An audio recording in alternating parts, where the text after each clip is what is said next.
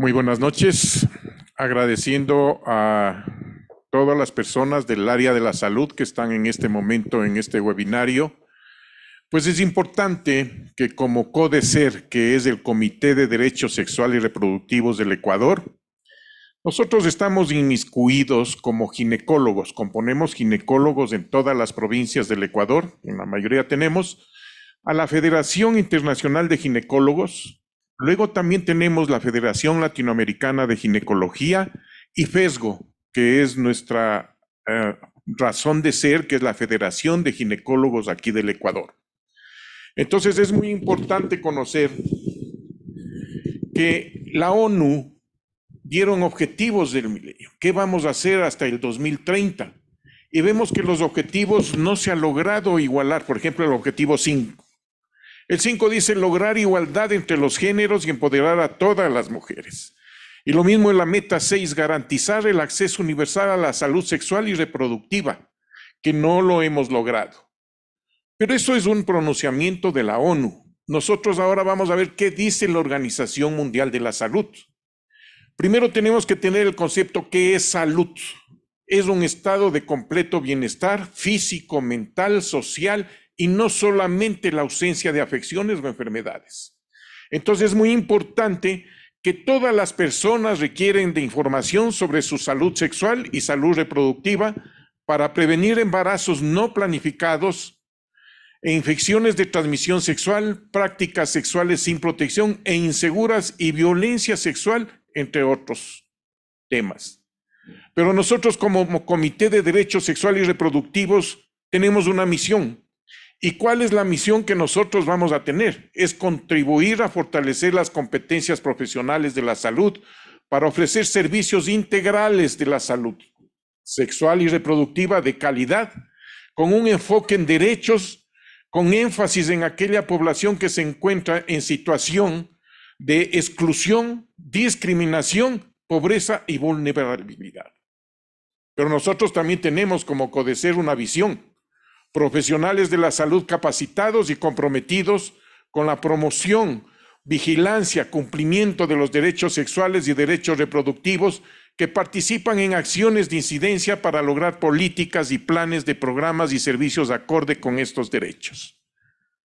Es muy importante ahora, nuestro presidente, el doctor Iván Altamirano, de la FESGO, nos decía, el 21 de febrero de 1747 nació un eximio médico, científico, higienista, periodista, jurisconsulto, patriota, doctor Francisco Javier Eugenio de Santa Cruz y Espejo, símbolo de la medicina ecuatoriana. Habrán existido muchos médicos antes, pero él es nuestro precursor y nuestro símbolo, razón por la que hoy, 21 de febrero de 1747, nosotros en esta fecha celebramos el Día del Médico, lo cual estamos dando nuestra felicitación. Es muy importante conocer, porque tenemos tantas situaciones en nuestro país que va a decir qué es lo que está sucediendo en la infancia y en la adolescencia y qué está haciendo el Ministerio de Salud Pública. Existe mortalidad materna. Si ustedes quieren saber, cada 2 días se muere una madre embarazada, ya sea en el periodo de gestación o en el periodo de puerperio, y eso es muy importante para nosotros. Lo mismo, existen embarazos en adolescentes y nosotros ocupamos el 2º lugar en Latinoamérica. Entonces es muy importante nosotros dar este enfoque que es un derecho que tiene. Lo mismo métodos anticonceptivos, violencia de género, conocimientos de sexualidad.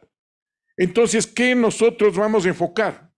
Los derechos sexuales y reproductivos son derechos humanos, basados en la libertad, dignidad e igualdad inherentes a todas las personas. Entonces, nosotros es un derecho humano.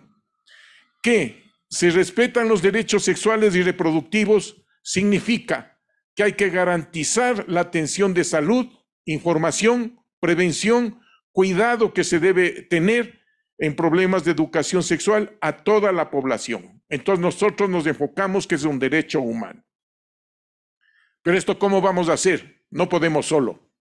Nosotros tenemos que integrarnos todo el área de la salud, Ministerio de Salud Pública, la FIGO, la FLASOG, la FESGO, Federación Ecuatoriana de Ginecología y Obstetricia, CODECER, que es el Comité de Derechos Sexuales y Reproductivos, CEGOYA, que en este momento habló la doctora Marlene Arroyo, que es nuestra representante, en que hablamos de la infancia, qué nosotros debemos hacer en la adolescencia. Entonces, con este programa nosotros queremos dar enfoque en derechos sexuales y reproductivos y vamos a tener un programa continuo y desde luego nuestro agradecimiento al laboratorio Sanfer que nos ha abierto las puertas y vamos a hacer una educación continua sobre estos derechos. Es muy importante el día de hoy presentar a la doctora Gabriela Peñerera Cepeda. Es una importante médica graduada en la Pontificia Universidad Católica del Ecuador, especialista en ginecología y obstetricia en la Pontificia Universidad Católica del Ecuador, ginecóloga infanto-juvenil con la Universidad de La Plata de Argentina, fellow de ginecología pediátrica y adolescente para la Federación Internacional de Ginecología Pediátrica y Adolescente, sexóloga clínica del Instituto Uruguayo de Capacitación Sexológica, especialista en abuso sexual infantil de la Universidad San Francisco de Quito, diplomado en educación sexual integral de la FLASOG Argentina, múltiples, importante el currículum que tiene la doctora, trabaja en el Hospital Baco Ortiz, es docente en diferentes universidades y pertenece y fundadora, miembro de CEGOYA y también pertenece a CODECER. Entonces es muy importante que la doctora Gabriela Peñerera nos va a dar un enfoque integral sobre la salud sexual y reproductiva infanto-juvenil. Muchas gracias, doctora, y luego de esto tendremos preguntas también. Y, doctora, por favor, el auditorio es para usted. Gracias, doctor. Buenas noches con todos. Muchísimas gracias por estar aquí presentes en esta noche que el clima nos ha acompañado, parece que cambió un poquito. Está más alegre y, por cierto, por eso también, con todo lo que han dicho anteriormente, felicitamos a todos los médicos de nuestro país que están acá en nuestro país y también a los que están afuera y están conectados el día de hoy con nosotros. ¿Qué tema tan importante para empezar esta educación continua que plantea CEGOYA y que básicamente es la piedra angular, ¿no? Es de dónde empezar. Empezar por la educación, empezar por prevenir, por promover la salud. La educación sexual integral en la infancia y la adolescencia. ¿Cómo empezar a hablar de este tema? Principalmente hablando de lo que es la sexualidad. ¿Sí? Entonces, la sexualidad sabiendo que es un aspecto central del ser humano durante toda su vida. Esto es importantísimo. Y comprende varias cosas. Comprende el sexo, el género, las identidades y roles, la orientación, el erotismo, el placer, por supuesto, la intimidad y la reproducción. Miren que la reproducción es solamente una parte pequeñita de todo lo que significa la sexualidad. Es importante mencionar que no solamente compete a las partes del cuerpo, tanto de hombres, de mujeres, sino que es el conjunto de fenómenos emocionales, de conducta, de prácticas asociadas a la búsqueda de emoción sexual que marcan al ser humano nuevamente durante todo su ciclo vital.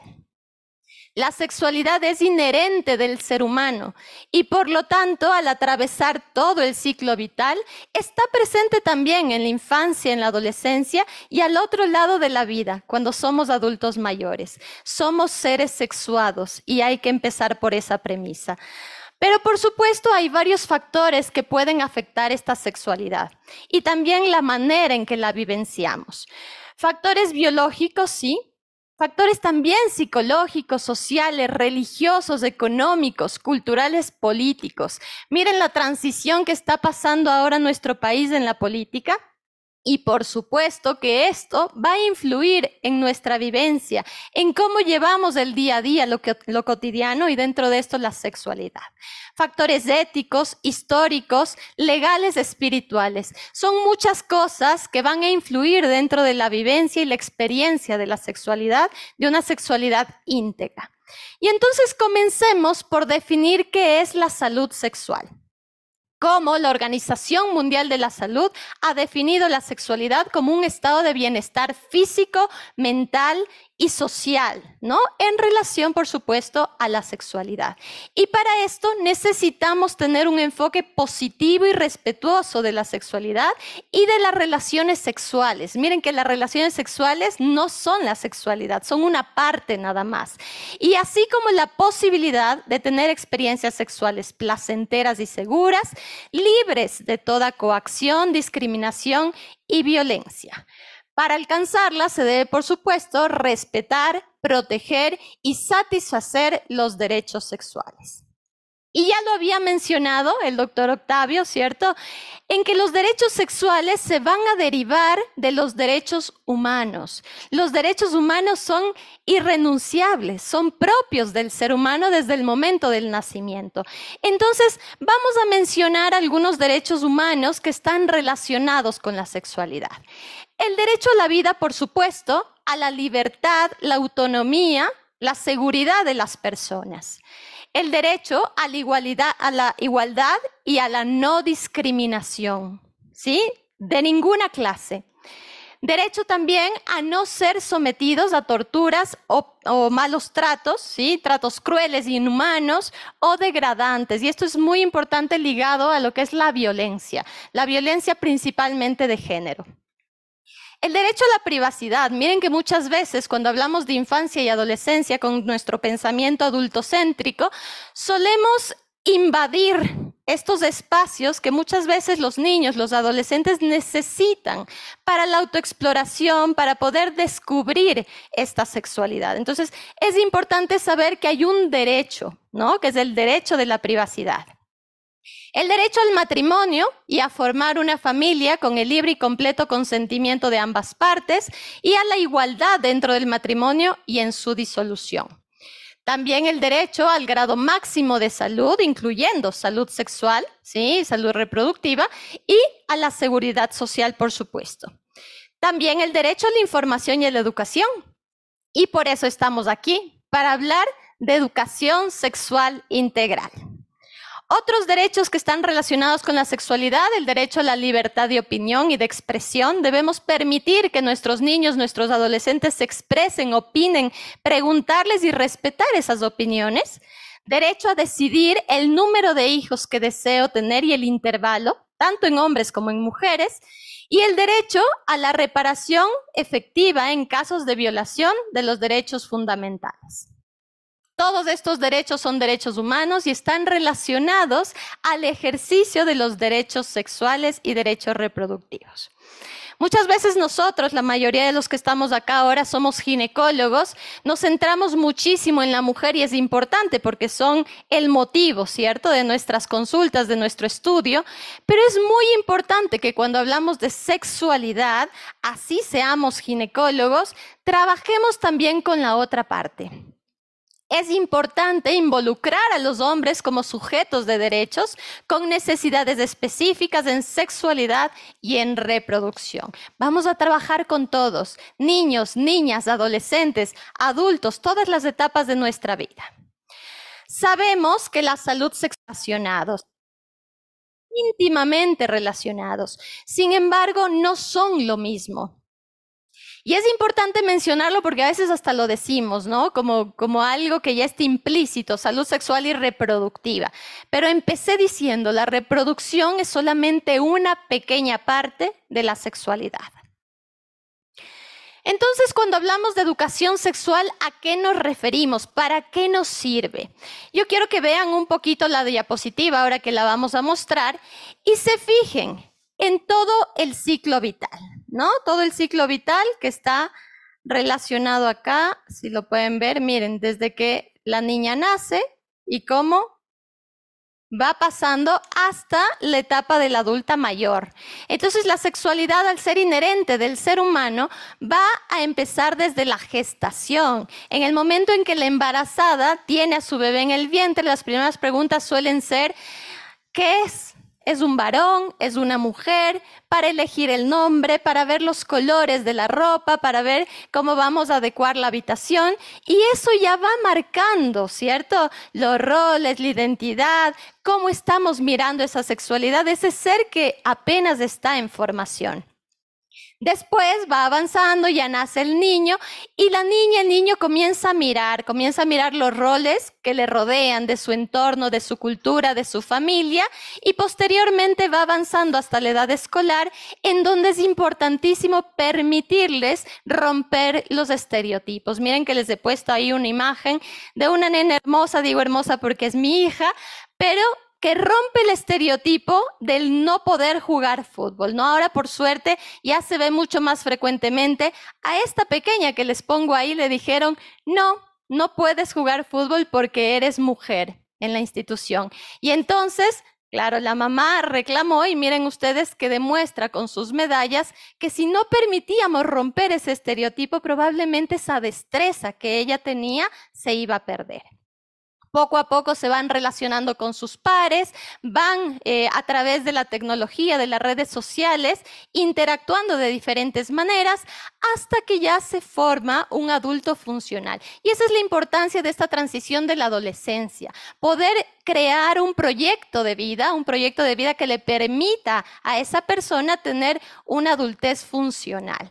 Posteriormente vamos avanzando en el transcurso de la vida hasta llegar a una edad más adulta y hasta la vejez, ¿cierto? La senectud, en donde la sexualidad no ha terminado, sigue presente.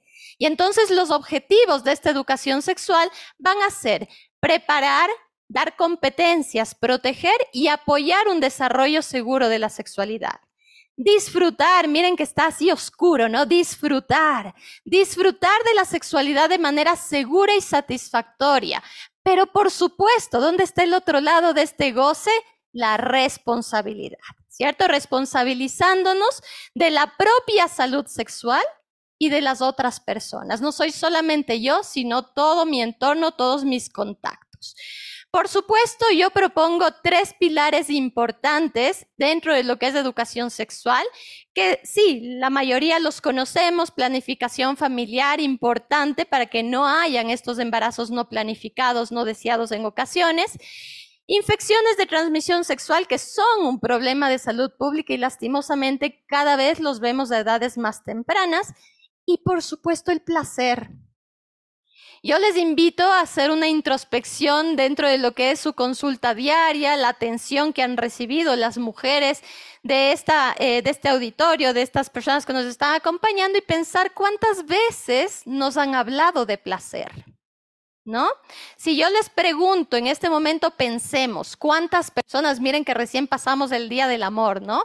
¿Cuántas personas que en este momento a nivel mundial están teniendo relaciones sexuales lo hacen con fines reproductivos?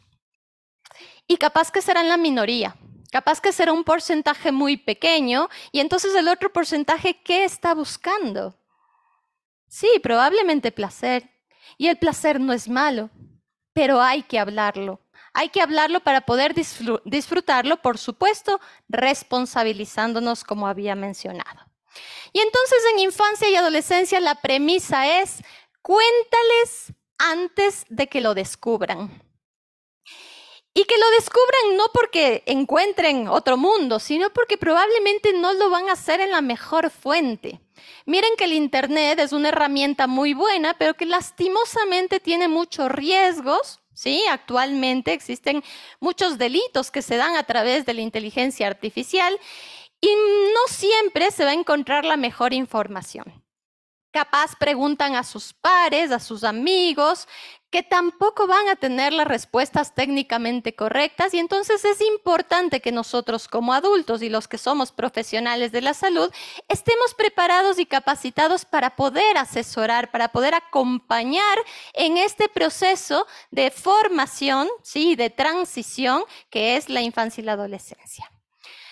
Vamos a dar algunas pautas sobre el desarrollo sexual que se aplica tanto a hombres como para mujeres, empezando por la primera etapa. La primera etapa que básicamente es descubrir y explorar, ¿cierto?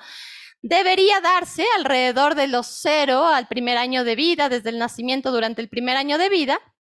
Y es aquí donde se van a focalizar los sentidos, ¿cierto? Vamos a despertar el captar todas esas sensaciones, emociones a través de nuestros sentidos. Y entonces yo les pongo ahí una imagen que es la lactancia, ¿no? Imagínense ustedes ese lactante menor de 1 año que está lactando de su madre, está en los brazos de su madre.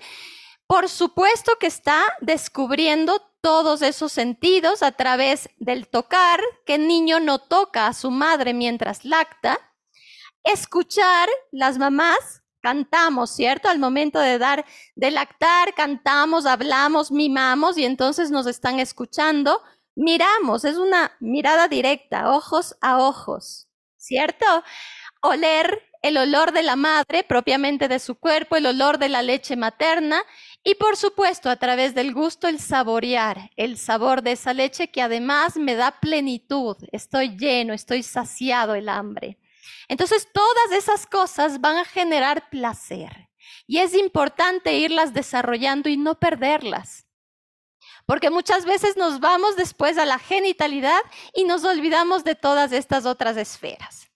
A los 2, 3 años vamos a comenzar ya a ser conscientes de nosotros mismos, de nuestros cuerpos, y entonces el niño, la niña de 2, 3 años, si ustedes le dicen ¿dónde está tu cabeza?, seguramente va a poner sus manos fácilmente en su cabeza, ¿cierto? Identifica dónde está su cabeza, sus orejas, sus manos, pero si ustedes le preguntan ¿dónde está tu clítoris?, probablemente no lo sepa.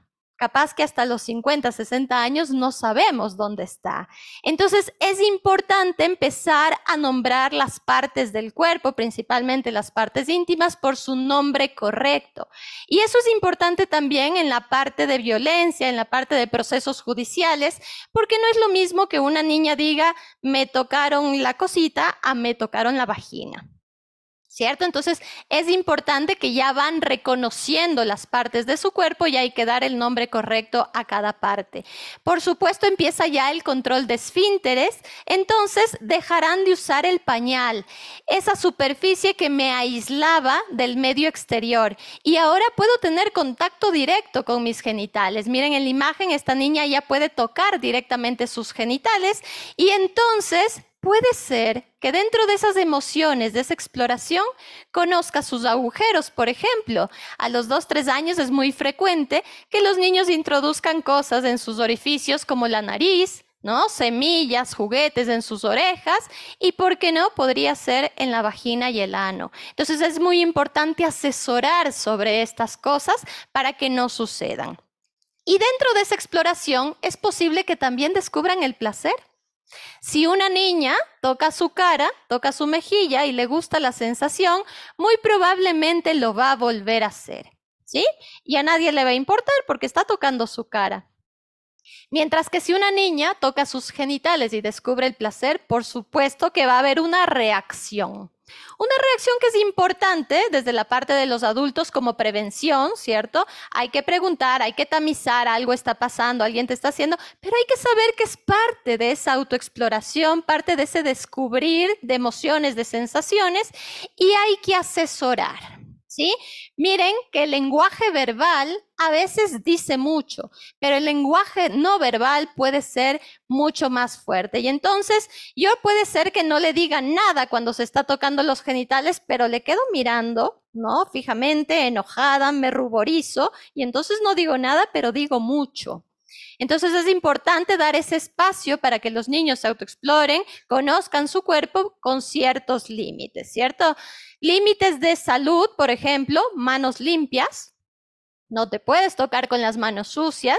Límites sociales, son tus partes íntimas, son tuyas, solamente tuyas. Por lo tanto, no puedes hacer esto en público, no puedes hacerlo en la escuela, no puedes hacerlo en el bus escolar, no puedes hacer cuando estamos con visitas donde la abuela, ¿cierto? Es importante decir esto es tuyo propio y lo puedes hacer solamente en tu habitación. Límites para que no se lastimen. Si tú lo haces mucho todo el tiempo, te vas a lastimar, te vas a irritar y entonces puedes tener ciertas molestias. Y todo esto hay que asesorarlo en la consulta. Hay que saber dar esta respuesta a padres, a madres, a los mismos niños. Muchas veces están dentro de nuestro entorno. Y es momento ya para empezar a hacer prevención de abuso sexual infantil. El abuso sexual tiene que prevenirse desde que el niño empieza a hablar, desde que el niño empieza a conocer las partes del cuerpo, y hay que delimitar esas partes íntimas que nadie debería mirar ni tocar, pero que sí sucede, porque siempre el discurso es nadie te puede mirar ni tocar, pero nadie dice que si pasa, qué es lo que tengo que hacer, ¿cierto? Entonces, ponernos como adultos referentes y decir, yo te voy a creer, yo te voy a proteger, debes inmediatamente contarme. Y entonces empiezan a compararse entre pequeños, y miren que en la imagen es evidente que para el niño es muy fácil. El niño mira abajo y fácilmente va a ver sus genitales, va a ver su pene, sus testículos, los puede tocar, mientras que para la niña es un poquito más complicado. Probablemente mira abajo y lo que va a mirar son sus pies, ¿sí? Si se mira al frente desnuda en un espejo, mirará una liñita, o capaz, si ya es un adolescente, los vellos, pero no verá nada más. Así que es importantísimo presentar esta herramienta que las tenemos todos en todas nuestras casas, ¿cierto? Que es un espejo. Un espejo para que la niña, a partir, miren que estoy hablando de los 3 años de edad, pueda mirar sus genitales, pueda conocer sus genitales. Y dentro de la consulta infanto-juvenil es parte primordial a todas las edades hacer este autorreconocimiento, dar el nombre correcto de cada parte y enseñar el aseo correcto de los genitales a las niñas a partir de los 3, 4 años de edad. En la segunda etapa ya de este desarrollo, ¿sí? Comenzamos a aprender reglas, jugar, hay ya relación con otras personas, iniciamos amistades, y entonces empieza esta etapa en donde en los centros de cuidado infantil, ¿cierto? Comenzamos a aprender ciertas conductas en donde se pueden romper y no se pueden romper ciertos límites. Es importante saber que ya comienzan a haber reglas sociales y comienza a haber interés sobre la reproducción. Probablemente, si el niño o la niña tiene 3, 5 años, es muy frecuente que ya venga un hermano en camino, y entonces vemos a la mamá embarazada y entra la duda, ¿cómo entró mi hermano ahí? ¿Cómo es que nací yo? ¿No? O sea, y es importante dar respuestas muy puntuales y siempre repreguntar qué es lo que quieres saber. Evitemos esta información falsa de la cigüeña, de que, no sé, lo recogimos por ahí, o cosas que a veces se dicen para salir del momento, ¿cierto? Pero que hay que tratar de ir dando poco a poco según el entendimiento del niño o la niña, pero con respuestas puntuales y reales a la pregunta que el niño está haciendo. En la tercera etapa va a empezar ya un poco el pudor, la vergüenza, ¿sí? Entre los 6, 8 años. Y entonces ya una niña entre 6 y 8 años probablemente no se va a cambiar de ropa frente a otras personas, ya va a comenzar a tener un poco más de pudor.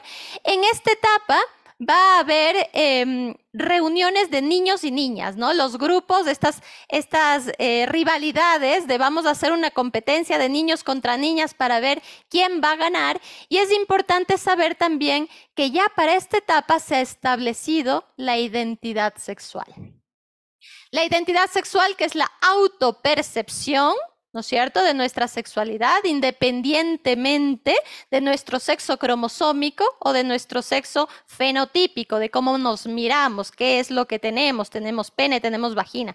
Independientemente de esto, nuestra autopercepción es la identidad que se va a establecer entre los 4, 7, 8 años de edad, y por lo tanto hay que empezar a introducir los temas de diversidad. En la etapa 4 ya va a empezar la pubertad, 9, 11 años, ¿cierto? En la mujer, la pubertad normal podría empezar alrededor de los 8 años en adelante, en el varón 9 años en adelante, y entonces comienzan a haber esos cambios físicos, cambios conductuales y probablemente ese primer enamoramiento que casi siempre va a ser platónico, ¿no? Alguien me gusta, le dije, capaz que le llegué a rozar la mano, pero no va más de ahí, ¿sí? Esta pubertad, que va a estar ceñida a varios cambios fisiológicos, hormonales, es una interrelación entre muchos sistemas, muchas glándulas que van a producir varias sustancias que hacen que el cuerpo empiece a cambiar. Y por supuesto, esto es muy similar en todos los adolescentes. ¿sí? En todas las personas que transitan esta etapa de la vida. Sin embargo, yo les invito a ver estas imágenes en donde tenemos mujeres diversas. Mujeres de Otavalo, mujeres del Medio Oriente, mujeres probablemente de África, ¿cierto? Todas transitando la pubertad, Norteamérica, de la India, de Quito, por ahí, algunas que están del Valle del Chota. Todas mujeres diversas, mujeres que están transitando esta etapa de pubertad con los mismos cambios físicos, muy similares, capaz incluso en parámetros hormonales. Sin embargo, la vivencia de esta experiencia de pubertad no va a ser igual en todas ellas. No va a ser igual en la norteamericana que en la mujer del Medio Oriente. Por lo tanto, es ahí cuando entra el término de adolescencia y más correctamente adolescencias. ¿Sí? Adolescencias porque no es lo mismo la adolescencia de una y otra persona, todas somos diversas. Pero lo que sí, dentro de los cambios que se van dando, que son similares, en el varón están marcados en ciertas etapas. La primera, con el crecimiento del pene, ¿no? Aumenta la longitud, el grosor del pene, el volumen de los testículos. Después vamos a estar acompañados del crecimiento de vello corporal. Tercero va a venir el empujón puberal, que es este crecimiento muy rápido de los adolescentes, hasta que finalmente, cerca del estadio 3 de Tanner, va a llegar la espermarca. La espermarca, que básicamente es esa primera eyaculación que lastimosamente en los varones no se asesora, no se acompaña y muchas veces llega sin ninguna información y puede asustar. A las mujeres siempre nos preguntan, ¿no? ¿Cuándo menstruaste la primera vez? ¿A qué edad? Pero el varón no. Y entonces podría ser que tenga una experiencia que no sabe lo que está sucediendo, tal vez ocurrió en la noche sin que se dé cuenta, tal vez fue en otra situación y es importante hablarlo, anticiparlo y hacer esta asesoría dentro de lo que es la consulta pediátrica. En lo que hablamos ya de las mujeres, de adolescencia en la mujer, de la pubertad, el primer signo va a ser la telarca, el crecimiento de la mama, y es aquí cuando deberíamos hacer el primer control ginecológico de la niña sana. La telarca puede ser asimétrica, a veces puede empezar a crecer el botón mamario de un lado y posteriormente se van igualando los dos. Seguido de la pubarca, que básicamente es el crecimiento del vello púbico. Posteriormente, el empujón puberal, nuevamente ese estirón que se dan nuestros adolescentes, hasta llegar a la menarca, que es la primera menstruación. Tanto en el hombre como en la mujer, todo este proceso tomará en promedio 2 años. Entonces, sabremos que si la pubertad normal empieza en la mujer alrededor de los 8 años, su menstruación de manera normal debería llegar pasados los 10 años.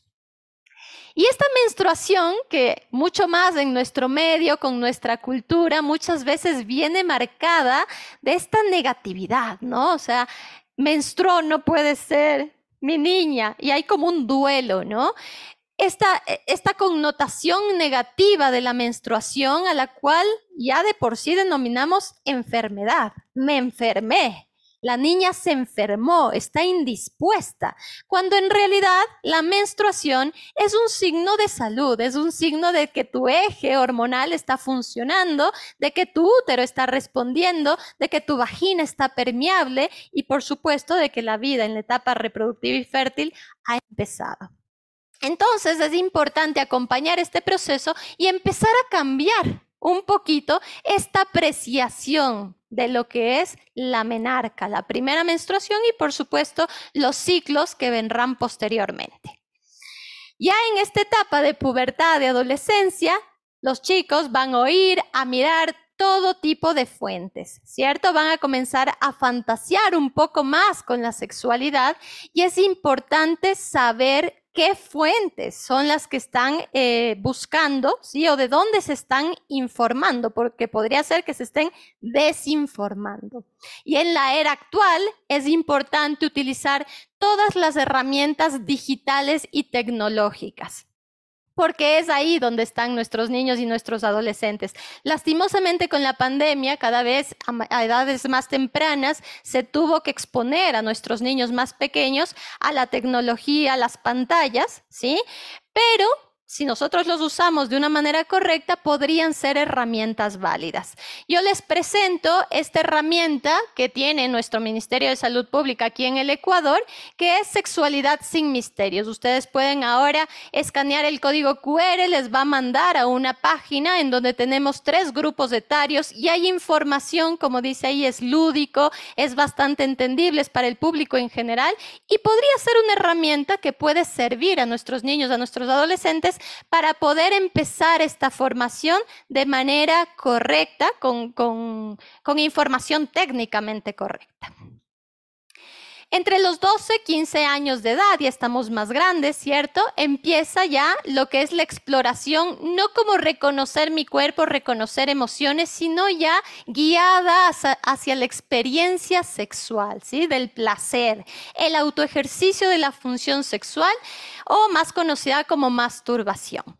Que por supuesto nosotros decimos masturbación y enseguida se viene un hombre a nuestra mente, ¿no? Y hay que saber que las mujeres también exploran su sexualidad y qué mejor que lo hagan a través de la autoexploración para que conozcan las emociones que generan todas las partes de su cuerpo. Miren que digo todas las partes de su cuerpo porque muchas veces igual pensamos en masturbación y decimos genital. Y no necesariamente tiene que ser así. ¿Sí? La autoexploración, el autoejercicio de la función sexual puede ser desde el cabello hasta la punta del pie. Empiezan a haber ya las dudas sobre el cuerpo, empieza a cambiar, todo es diferente, he dejado mi cuerpo de niña, estoy recibiendo estos cambios corporales y ahora también basados en todo lo que es la moda, estereotipos corporales, ¿no es cierto? Que nos imponen y nos dicen tienes que ser súper flaca, súper alta, súper voluptuosa, aquí en Latinoamérica al menos. Probablemente hay que hacer el tamizaje, hay que asesorar, hay que buscar que nuestra adolescente no esté cayendo en trastornos de la alimentación, ¿no es cierto?, en trastornos de la autopercepción de nuestro cuerpo.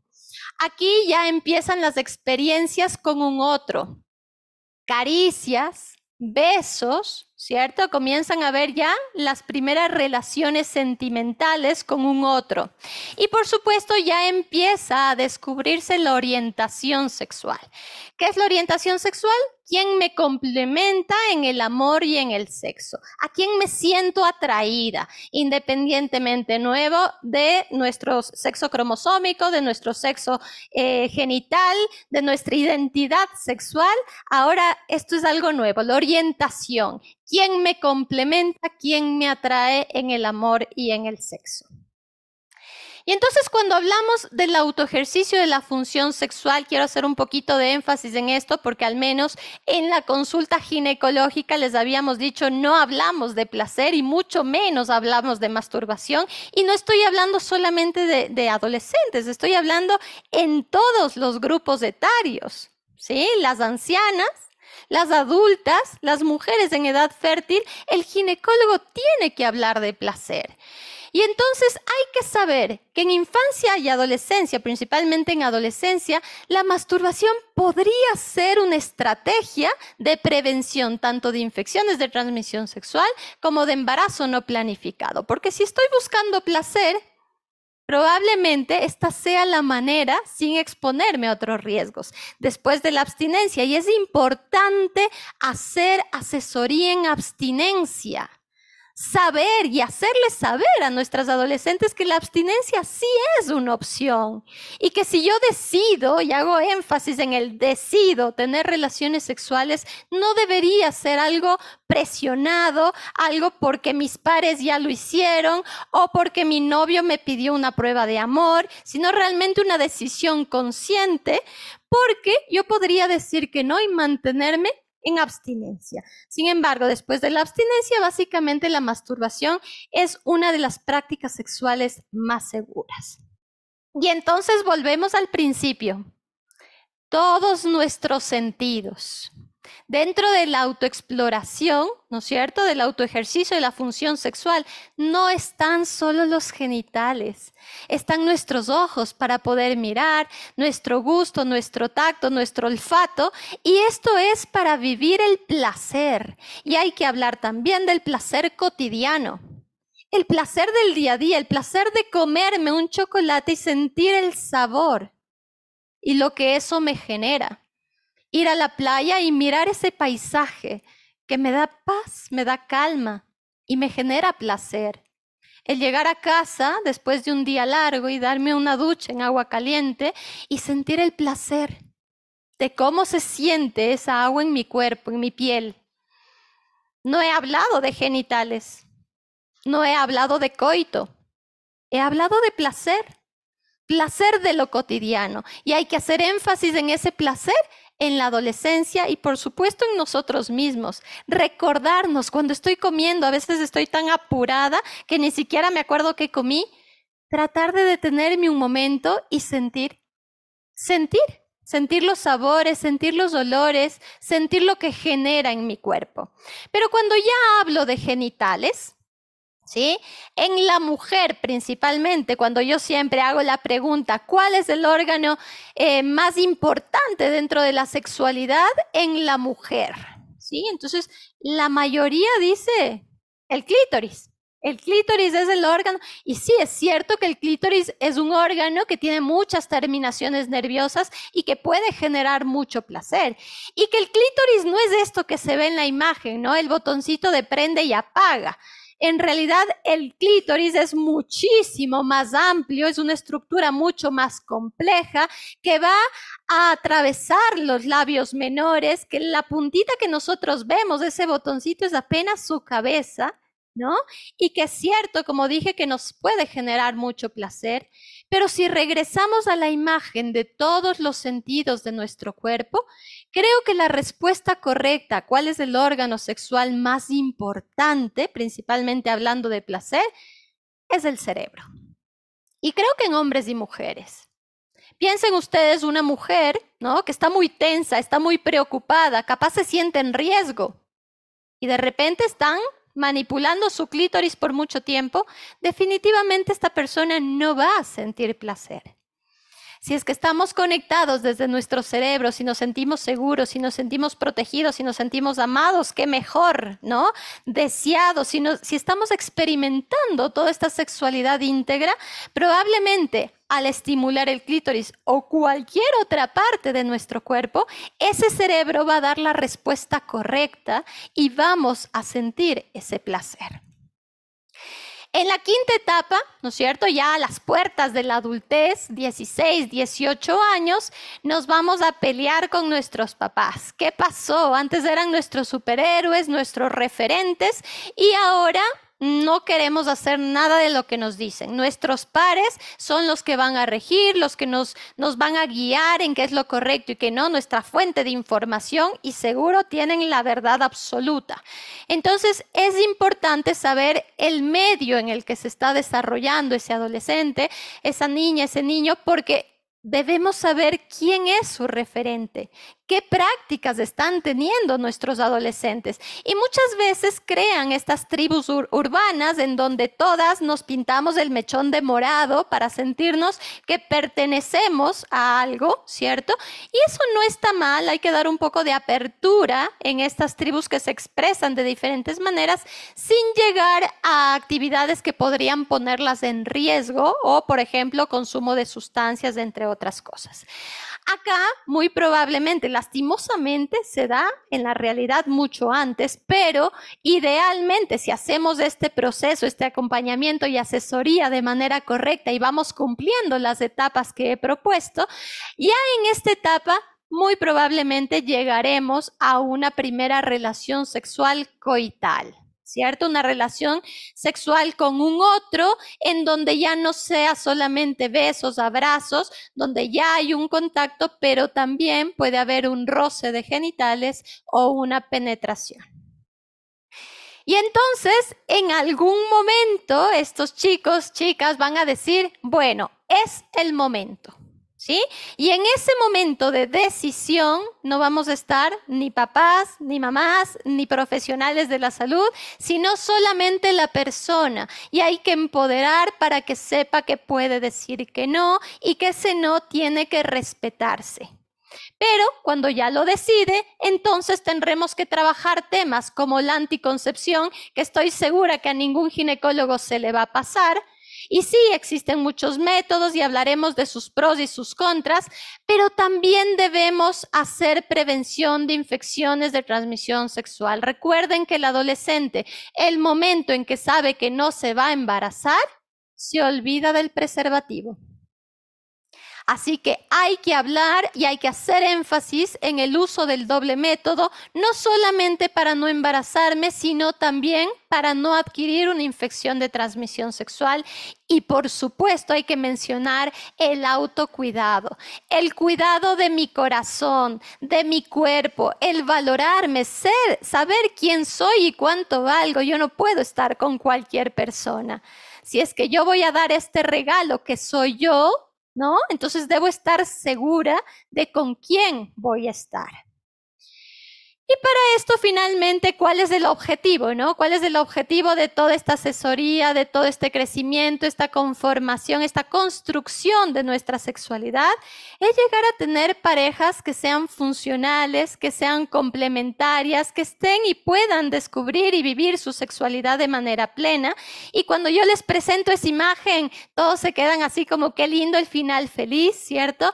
Pero hay que saber que las parejas también son diversas y debemos abrir nuestra cabeza, debemos saber que la heteronormatividad no es para todos, ¿cierto? No todos somos heterosexuales. Las parejas pueden ser diversas y pueden ser felices y pueden vivir su sexualidad de manera plena, no solamente con la heteronormatividad.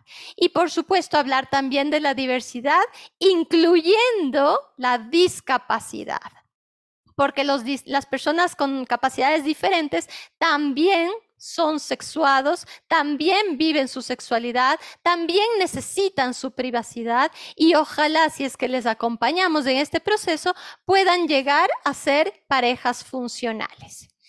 La idea es poder tener parejas complementarias, pero también vivir nuestra sexualidad de manera individual, plena, completa.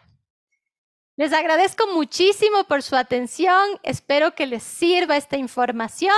Aquí están todos los contactos. Agradezco muchísimo su tiempo. Agradezco a las sociedades científicas que han estado el día de hoy acompañándonos, al laboratorio, por supuesto, por abrir sus puertas. Y como parte de CODECER, como parte de Segoya, decirles que vamos a continuar con estas actividades para que ustedes puedan participar, interactuar con nosotros. Y dejo abierto ahora el foro para las preguntas. Muchas gracias a la doctora Gabriela Peñerera en que su excelente exposición. Ha habido preguntas en que nosotros queremos que nos resuelva. Como anuncio tenemos a las personas que va a haber una encuesta y también de parte de los laboratorios Sanfer nuestro agradecimiento y a la persona que nos ha ayudado, gerente regional, al señor Juan Játiva. Entonces, él nos ha ofrecido, porque ha habido esta audiencia y desde luego nuestro agradecimiento, más de 200 personas que están escuchándonos, nos ha ofrecido un sorteo y muchas gracias, así de espontáneo y muy rápido le agradecemos. Entonces, al final hay la encuesta y luego habrá el sorteo. Pero, doctora, hay tantas preguntas y tantas inquietudes y usted ha dado un enfoque. Y nos dicen, por ejemplo, ¿cómo conversar con la niña o niño sobre la sexualidad? Que haga el favor de insistirnos cómo lo va a hacer, cómo va a tener y cómo se deben enfocar los padres o los abuelitos o el entorno o los profesores. ¿Qué es lo que tenemos nosotros? Yo creo que lo más importante es ir dejando de lado ese pensamiento de ya me toca hablarle de esto cuando empezó a menstruar o cuando empezó una relación de pareja, ¿no? O cuando descubrí algo en su maleta que probablemente sea un preservativo o unas pastillas anticonceptivas. La idea es ir construyendo este vínculo, este canal de comunicación desde la infancia, para que con todo este proceso que mencionamos ahora, los chicos, el momento en que ya se exponen a un otro, lleguen con toda esta información. No hacer una charla a los 15 años específica, sino ir trabajando todos estos temas desde que el niño ha nacido. Muy bien, sí. Otra pregunta dice, ¿es normal que se toquen sus genitales del infante o desde que bien lo insistió usted, desde qué edad y qué es lo que debemos hacer y como padres, qué debemos nosotros tener con nuestros hijos? Por supuesto, como había mencionado, dentro de la autoexploración y el descubrimiento de las partes de nuestro cuerpo, está el descubrir todas las sensaciones y dentro de eso el placer de tocar nuestros genitales. Entonces, si bien es importante, como también lo había mencionado, hacer este tamizaje y descartar que exista algún indicio, sospecha o tipo de violencia que también podría estar relacionado, por suerte no en la mayoría de niños y adolescentes que tocan sus genitales, porque es algo como parte del desarrollo normal de la sexualidad, pero hay que preguntarlo. También descartar alguna patología. Probablemente se está tocando los genitales porque le duele, le pica, le molesta y hay que mirar para ver que no hay algún proceso inflamatorio, infeccioso que esté provocando una molestia que necesita un abordaje. Pero si es que ya descartamos todas estas cosas, saber como padres, como madres, acompañantes, tutores legales, que si no tengo la respuesta correcta, que es válido porque no tengo por qué saber de todo, puedo apoyarme en profesionales de la salud como los que pertenecemos a Segoya para poder hacer esa asesoría acompañada, técnicamente correcta, libre de juicios de valor, para que me puedan acompañar en este proceso de desarrollo. Si hay una pregunta, bueno, nuestro agradecimiento a las más de 250 personas que nos están acompañando en este momento, pero estamos hablando del área de la salud y también del área de salud tenemos inquietudes en el manejo de nuestros hijos. Y nos dicen, mire, doctor, muy buenas noches, mi pregunta es básica, pero se me hace difícil a uno de 5 años, preguntan cómo se hacen los bebés. A ver, cuando un niño pregunta algo, como dije, hay que repreguntar, ¿no? Porque muchas veces ha pasado, y yo siempre pongo este ejemplo, el niño pregunta, mami, ¿qué es virgen? Y uno responde toda la historia de la telita y cuando nunca tuvo relaciones, y el niño se queda así como extrañado, y uno le dice, ¿por qué? Y le dice, mami, entonces, ¿qué es extra virgen? ¿No? Y entonces dice, ¿cómo extra virgen? Sí, porque aquí en la botella de aceite dice extra virgen, ¿no? Aceite de oliva extra virgen. Entonces, es importante siempre repreguntar para saber específicamente qué es lo que quiere saber el niño y cómo voy a direccionar mi respuesta y por qué lo pregunta. Si la pregunta es cómo se hacen los bebés, probablemente podemos, y a un niño o niña de 5 años, podemos usar lenguaje que sea comprensible para esta persona y decir, para hacer un bebé necesitamos una semilla de un hombre y una semilla de una mujer que se juntan en la pancita de mamá y se forma un bebé. ¿Hemos mentido? No hemos mentido, esa es la verdad. Si el niño sigue preguntando, pero ¿cómo se forma la semilla? Probablemente sí, se forma en unos órganos que están dentro de la pancita de mamá, que se llaman ovarios, y otros órganos que están en los testículos de papá, que son los testículos. Y así progresivamente, si sigue preguntando, ir dando las respuestas correctas. Un niño de 5 años que pregunta cómo se hacen los bebés y nosotros le damos la respuesta de la semilla, probablemente dice, bueno, muchas gracias. Y se va a quedar ahí. Pero si sigue preguntando y yo no tengo la respuesta correcta o no sé cómo decírselo, nuevamente tengo que asesorarme. Excelente, digo, usted es una educadora, es docente, está formando gente en infanto-juvenil, maneja usted en el Hospital Bacortiés, en la cual es tratante, eso es muy importante. Además, también hay médicos especialistas infanto-juveniles en que deben acudir a la consulta. Nosotros es compromiso realizar nuevamente estos seminarios, estas páginas web y desde luego tenemos el apoyo del laboratorio. Entonces, en forma particular, hay médicos que son dueños del Hospital Axis, accionistas, y también trabajan en el Hospital Metropolitano, y nosotros daremos los nombres y las direcciones y pueden contactarnos. Nos preguntan algo, y esto es básico, dicen, tengo un hermano de 18 años con síndrome de Down, y muchas veces he logrado observar que se toca sus genitales. ¿Cómo debemos tomar nosotros y esto enfocarlo?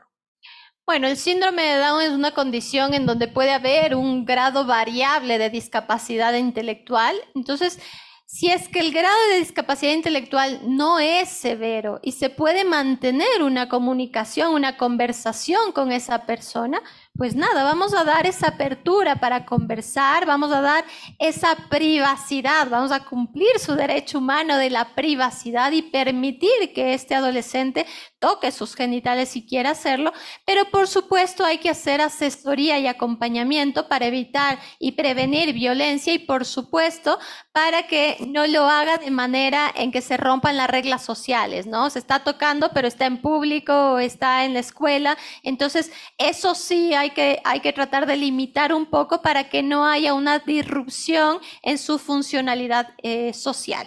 Ahora, que lo haga no tiene nada de malo, probablemente si tiene un grado de discapacidad en donde no se fijen los límites sociales, lo haga de esa manera espontánea y abierta y entonces hay que cuidar ese espacio para que pueda hacerlo de manera libre sin causar ningún daño a él mismo o a terceros.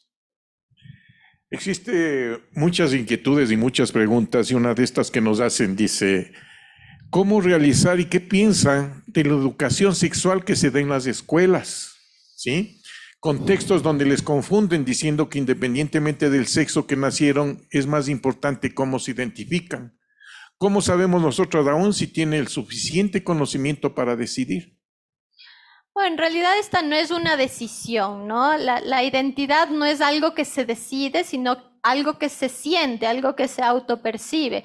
Inclusive la orientación, o sea, es algo que se siente. Si es que yo decidiría ser parte de las minorías, donde soy vulnerable, donde me van a estigmatizar, donde me van a discriminar, realmente esa decisión estaría un poco mal, ¿no? Si es que la tomara de manera voluntaria, o sea, voy a ser gay aunque sé que me van a maltratar o voy a ser una persona trans aunque sé que me van a discriminar. En realidad no es una decisión, es algo que se siente, que viene de adentro y por supuesto la educación de las escuelas va a variar dependiendo de la institución educativa. Por supuesto, a nivel del Ministerio de Educación ha habido muchas variables en el transcurso del tiempo que han influido en estos programas, en estos contenidos y la idea es partir de la hora, ¿no? A través de estas charlas científicas, a través de dar el acceso a la comunidad para que puedan asistir también a este tipo de charlas de manera más masiva y por supuesto siempre abiertos desde el Ministerio de Salud Pública para poder trabajar en conjunto con el Ministerio de Educación y poder dar contenidos que sean aplicables a nuestra infancia y a nuestra adolescencia.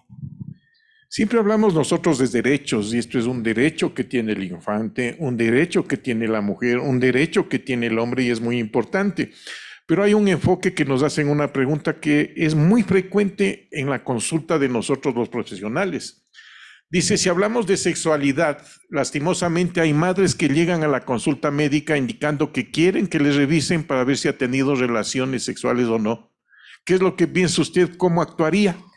Como ginecóloga infanto-juvenil, esta es una consulta frecuente, ¿sí? Es un motivo por el cual llegan a la consulta y básicamente aquí viene un poco el concepto de la virginidad, ¿no? Entonces decimos, ¿qué es la virginidad?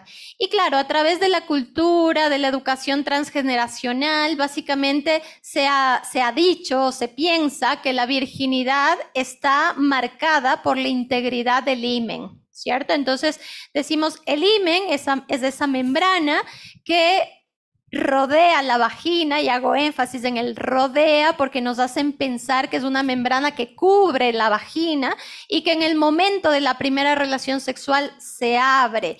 Y eso, por supuesto, los ginecólogos lo sabemos que no es correcto, eso no es cierto. Si el himen fuera una membrana que cubre la vagina, ¿por dónde sale la menstruación? ¿Cierto? Entonces, normalmente el himen es una membrana que debe ser permeable, que debe estar abierta. Entonces, en el momento en que me dicen, doctora, dígame si es virgen o no, hago esta pregunta para hablar un poco de esta membrana y decir que las relaciones sexuales no solamente son por vía vaginal y que puede ser que esa adolescente haya tenido relaciones sexuales por el ano, por la boca y probablemente su himen esté perfecto. Y entonces, ¿cómo yo puedo saber si esa chica es virgen o no? Básicamente preguntándole. ¿Sí? La única forma de saber si una persona es virgen o no, es decir, si ha tenido una práctica sexual con un otro o no, más aún con acceso carnal, con penetración, es preguntándole. ¿Sí? Porque esa es la importancia de crear ese vínculo y de poder abrir la comunicación con mis adultos referentes y ojalá que ese motivo de consulta me permita anclar a esa pareja, mamá, hija, papá, hija, para que puedan seguir asesorándose y construyendo una sexualidad acompañada, ¿cierto? A veces yo digo, si una chica, una pequeñita, tengo muchos traumas genitales, ¿no? Cae a horcajadas en la bicicleta, piernitas abiertas, golpea genitales, rompe el himen, lastima la membrana que rodea el himen, ¿esa niña deja de ser virgen? No, porque esa niña no ha tenido una práctica sexual con un otro. Por lo tanto, el himen queda solamente para casos de violencia sexual.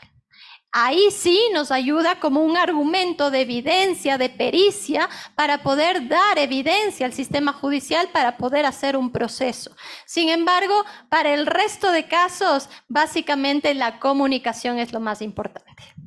Y por supuesto, perdón, con esta pregunta, si es que yo evidencio que ha habido acceso carnal y la niña no quiere comentarlo en el contexto de la consulta a su padre, a su madre, yo estoy en la obligación de guardar esa información y buscar factores de riesgo que puedan ponerla a ella en una situación en donde puede estar siendo violentada o algo en donde sí puedo romper mi secreto profesional. Caso contrario, esa es información del adolescente. Muy bien, doctora Peñerera, tenemos 10, nos vamos a pasar toda la noche, creo, con preguntas porque hay muchas inquietudes y desde luego eso es dable y eso es lo bonito. Significa que la ponencia suya, todo el mundo le felicita, ha sido muy bien. Pero una pregunta relacionada viene aquí. Nosotros sabemos desde qué edad se puede embarazar una niña y viene la inquietud.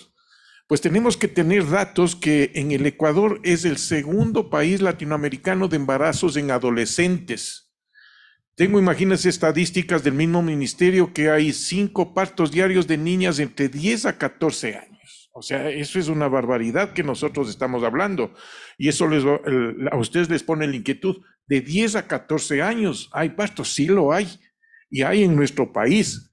Entonces, ahora viene la inquietud, ¿qué va a hacer el padre de familia? Y la pregunta va relacionada con eso.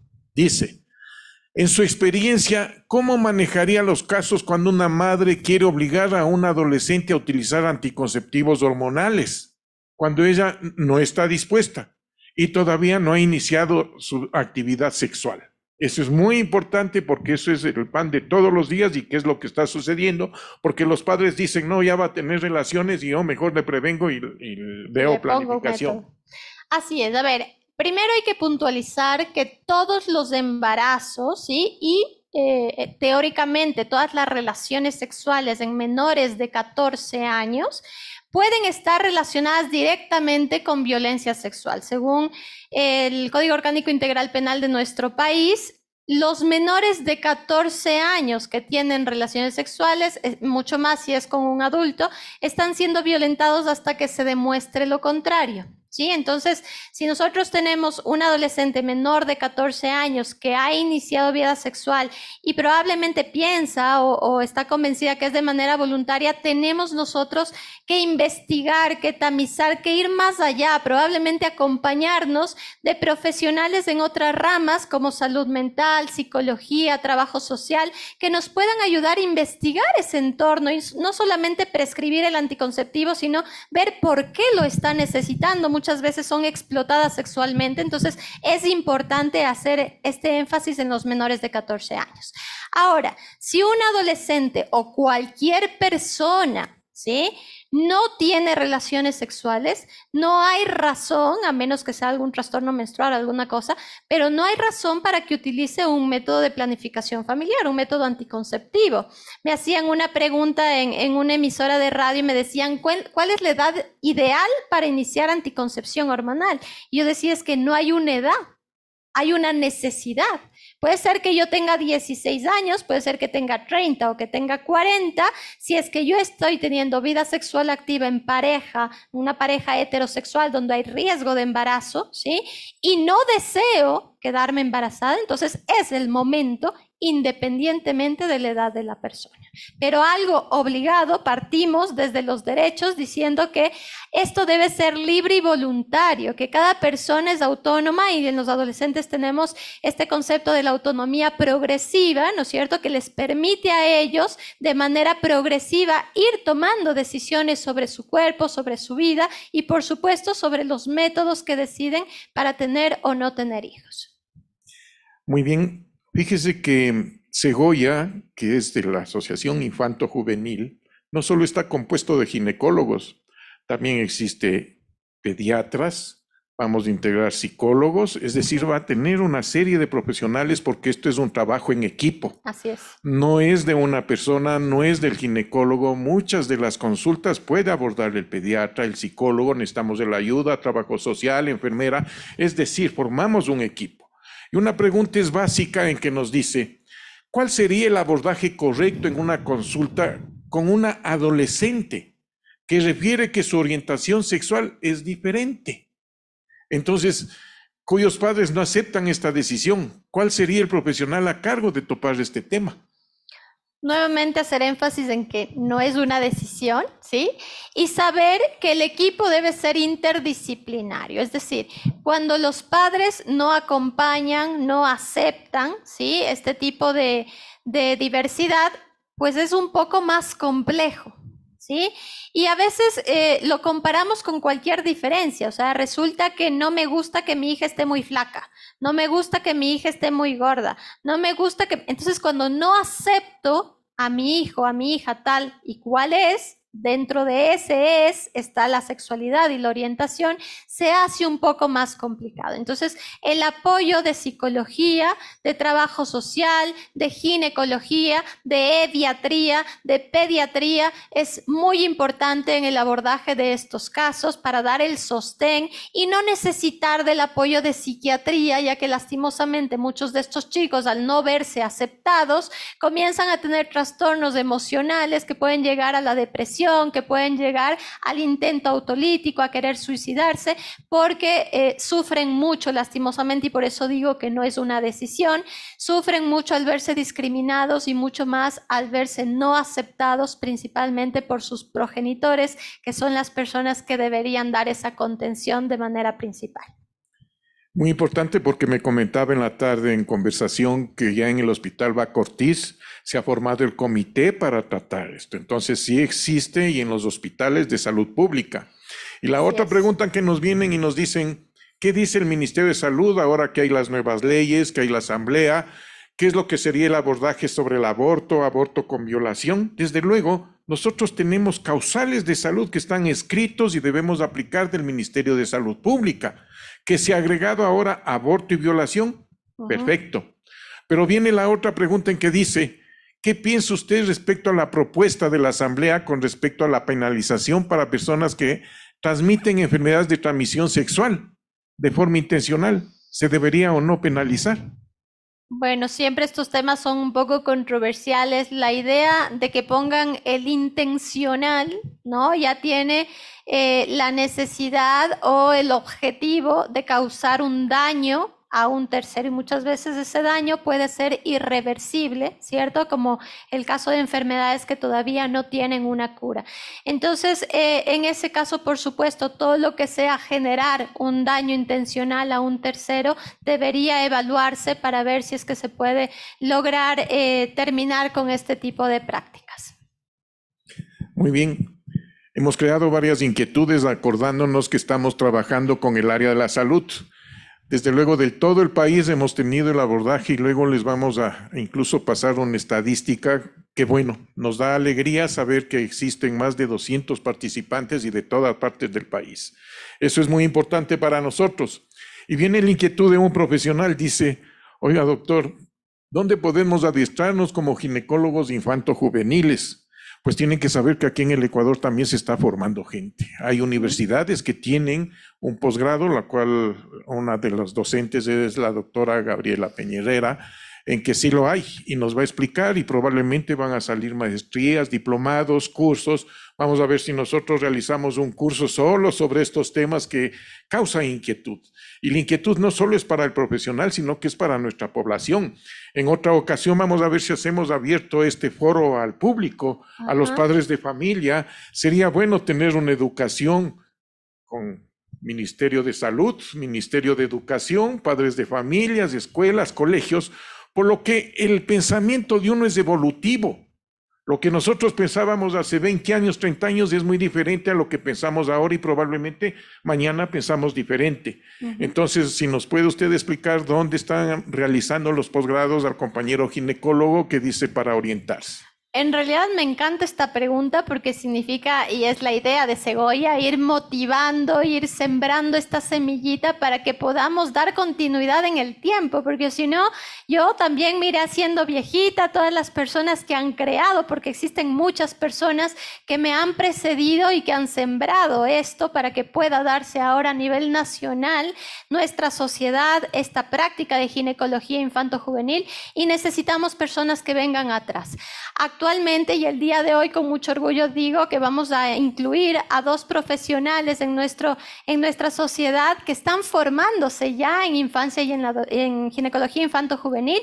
Saber que en nuestro país tenemos formación en ginecología, ¿cierto? Ginecología general, y de aquí derivan muchas ramas, muchas subespecialidades que actualmente se puede formar a través de algunas universidades internacionales en línea. Sin embargo, se puede hacer algunas rotaciones presenciales, y eso nosotros lo trabajamos a través de Segoya con nuestros pares a nivel principalmente latinoamericano para poder gestionar estas rotaciones, para poder gestionar esta formación y poder dar paso a las otras promociones y generaciones para que hayamos muchos más ginecólogos infantojuveniles. Muy bien, fíjese, estamos hablando de Segoya, pero también tenemos CODECER, que es el Comité de Derechos Sexuales y Reproductivos. Por suerte estamos trabajando en forma conjunta con la FESGO, que es la Federación y la reunión de todos los ginecólogos del país. Entonces son temas tan importantes que nosotros también y donde nosotros tenemos que abordar es, nos ponemos el interrogante cuando nos están formando en las universidades como médicos generales, como internos, como residentes, como ginecólogos, las mallas curriculares hablan sobre derechos, salud y sexual reproductivo, muy pocas universidades. Violencia. Violencia de género, mortalidad materna, embarazo en adolescente. Entonces nosotros tenemos que inmiscuirnos en las universidades. Somos docentes y es muy importante formar desde ahí, recordando lo que dijimos siempre. Los derechos, nosotros tenemos derechos, y la mujer y el hombre también tienen derechos que nosotros tenemos que respetar. Nuestro agradecimiento a la doctora Gabriela Piñerera por su Gracias. excelente ponencia, y nosotros también nos comprometemos como CODECER, Comité de Derechos Sexuales y Reproductivos, como FESGO, como Segoya, como pediatras, es decir, estamos inmiscuidos todos con el equipo de salud para seguir estas pláticas. Muchas gracias a ustedes. Ahora vamos a tener la intervención de nuestro presidente de la Federación Ecuatoriana de Ginecología y Obstetricia. Está en el periodo 2023-2025, el doctor Iván Altamirano, que tenemos todo el respaldo de él para seguir haciendo este trabajo que es en favor de la comunidad. Doctor Iván Altamirano, le agradecemos a usted y tiene sus palabras y tiene el auditorio. Muchas gracias y feliz Día del Médico también. Acordándonos que posteriormente tendremos el sorteo, una encuesta y Laboratorio Sanfer. Muchas gracias a ustedes. Bien, muchas gracias, doctor Octavio Ortiz. Doctor Octavio, perdón, mi querido amigo doctor Octavio Miranda, por la gentil invitación a presidir esta intervención, la cual ha sido muy fructífera y muy nutrida en conocimientos. En verdad, he escuchado con atención el desarrollo de este proceso. Quiero aprovechar este día, el Día del Médico Ecuatoriano, en reiterar mis felicitaciones a todos y cada uno de los colegas ginecobstetras por esa dedicación, por ese amor, por ese esfuerzo que ponen día a día en atención a vuestros pacientes.